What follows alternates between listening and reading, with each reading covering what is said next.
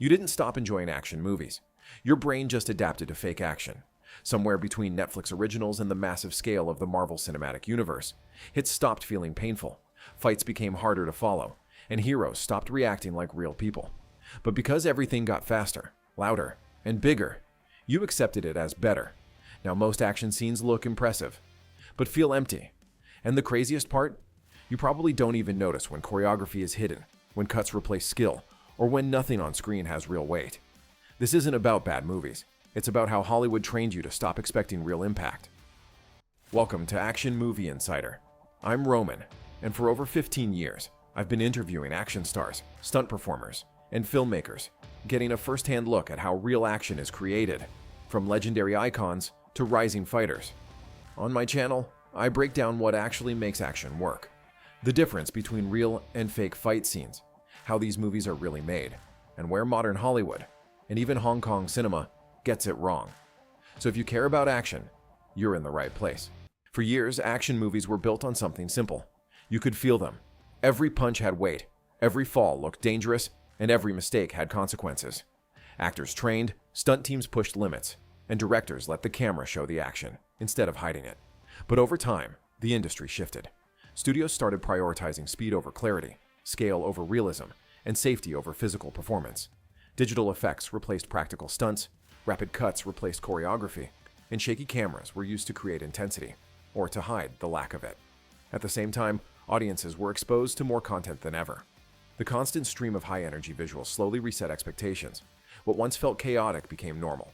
What once looked fake became acceptable. And without realizing it, viewers adapted. Not because action got better, but because the language of action changed and everyone learned how to read it differently. Now let's break it down, not by what these films say about action, but by how they actually show it. Watch the camera, watch the cuts, watch the reactions. Because once you start paying attention to those details, you'll see exactly where action feels real and where it doesn't. On the surface, the old guard looks like solid modern action.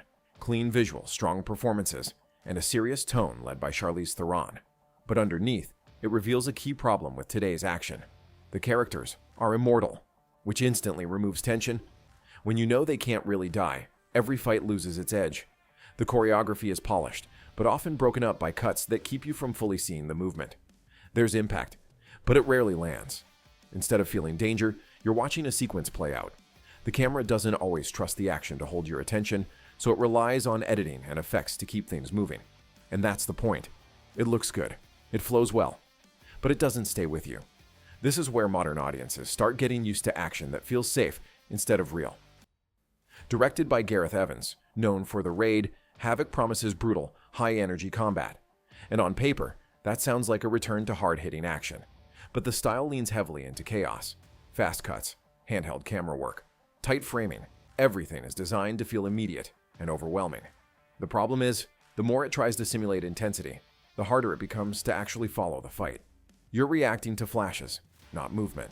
Compared to the clear, readable choreography of Evans's earlier work, this approach risks turning action into pure sensation, something you feel in the moment but can't fully process.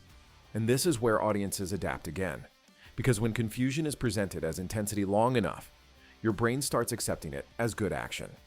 Now here's where things shift. Sisu is completely over the top. One man survives impossible situations, takes on entire squads, and keeps going no matter what.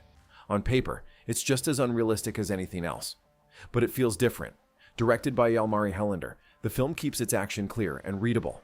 The camera pulls back, holds longer, and lets you see the full movement. Every hit lands because you actually witness it, not because sound design tells you it happened. There's very little dialogue, so the story is carried through action, and that forces the film to rely on visual clarity instead of editing tricks. Even when the hero feels unstoppable, the world around him doesn't. Enemies react, environments matter, and violence has texture. So despite its exaggerated premise, Sisu proves something important. Action doesn't need to be realistic to feel real. It just needs to be visible. So here's where it shifts. If chaos and fast cuts trained you to accept action, you can't follow. What happens when a film slows down and actually lets you see everything again? Because once clarity comes back, you start realizing what you've been missing the whole time. Starring Ben Affleck, the accountant strips things down to precision. The fights aren't flashy or chaotic. They're calculated, Every movement has a purpose, every shot is deliberate, and nothing feels wasted. The camera stays steady, the cuts are minimal, and the choreography is built around efficiency, not spectacle. You can track everything. When violence happens, it's fast, direct, and grounded in reality. There's no need to exaggerate impact because the clarity does the work. You understand exactly what the character is doing and why it works. That's what gives the action weight. It's not about how big the scene is, but how clearly it's executed. And compared to more stylized or chaotic films, this feels almost clinical, in a good way. Because when action is controlled, it starts feeling real again. This is where modern action tries to reconnect with old school roots, but still carries today's habits.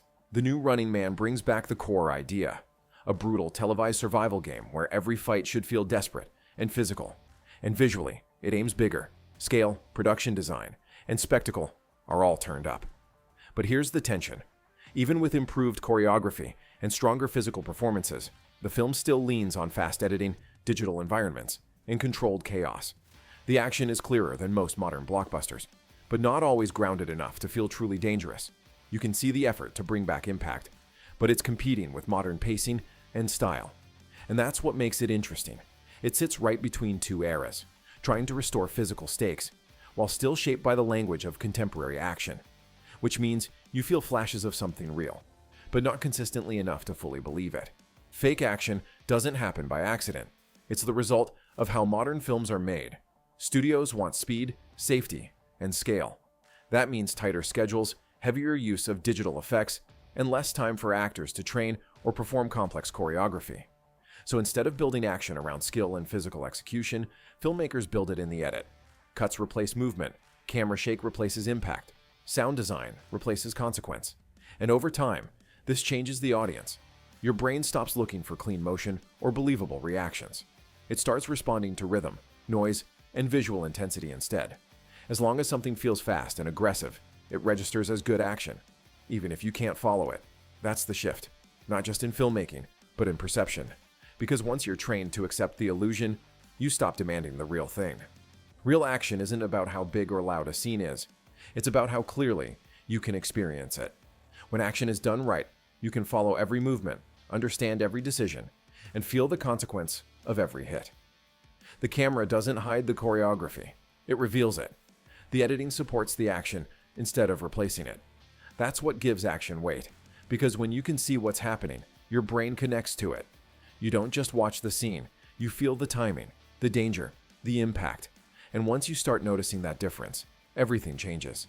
Scenes that once felt exciting may start to feel empty. Fast cuts will look like shortcuts. Chaos will feel like confusion.